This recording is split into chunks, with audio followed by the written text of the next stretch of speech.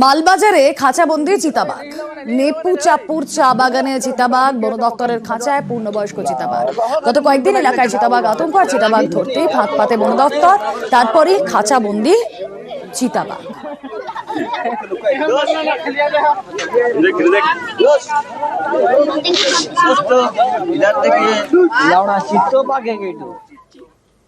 বাঁকুড়ায় বেহাল জলের ট্যাঙ্ক, যে কোনো সময় ভেঙে পড়ার ভয়। অভিযোগ, বেহাল দুটি ট্যাঙ্ক ভাঙতে গড়িমসি করছে বিষ্ণুপুর পরিষেবা পুরসভা। তাতেই আতঙ্ক বাড়ছে স্থানীয়দের।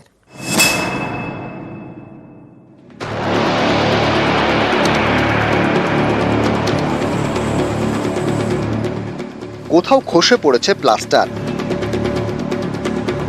কোথাও বেরিয়ে এসেছে লোহার কাঠামো। বাঁকুড়ার বিষ্ণুপুরে এমনই হাল দুটি জলের ট্যাঙ্কের। স্থানীয়দের দাবি, তাড়াতাড়ি এই দুটি ট্যাঙ্ক ভেঙে না ফেললে যে কোনো সময় বিপদ ঘটতে পারে। ট্যাঙ্কিটা ভাঙা অবস্থায় পড়ে আছে, যে কোনো মুহূর্তে দুর্ঘটনা ঘটতে পারে। আমরা খুব ভয়ঙ্করই বাস করছি এখানে, জল ভরা হয় ও কিন্তু যে কোনো টাইম ধসে যেতে পারে। ট্যাঙ্কির অবস্থা খারাপ, খুব এনি টাইম পড়ে যেতে পারে। সিমেন্ট গুলা পড়ছে, সিমেন্টের পাথর গুলা ভয় লাগে যে ট্যাঙ্কি যখন তখন উল্টে যেতে পারে। বাঁকুড়ার বিষ্ণুপুর পুরসভায় 19টি ওয়ার্ড, সবকটি ওয়ার্ডে খাবার জল যায় এই দুটি জলের ট্যাঙ্ক থেকে। একটি পুরসভা অফিসের কাছে আর একটি কুমারী টাকিতে।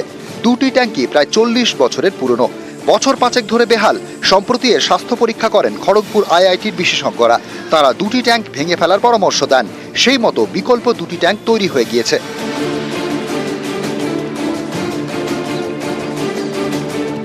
বিকল্প ট্যাঙ্ক তৈরি, কিন্তু তা সত্ত্বেও বেহাল একটি ট্যাঙ্ক ব্যবহার করা হচ্ছে, আর একটি এমনিই দাঁড়িয়ে রয়েছে। স্থানীয়দের অভিযোগ, ভগ্নপ্রায় এই দুটি ট্যাঙ্ক ভাঙতে অযথা দেরি করছে পুরসভা।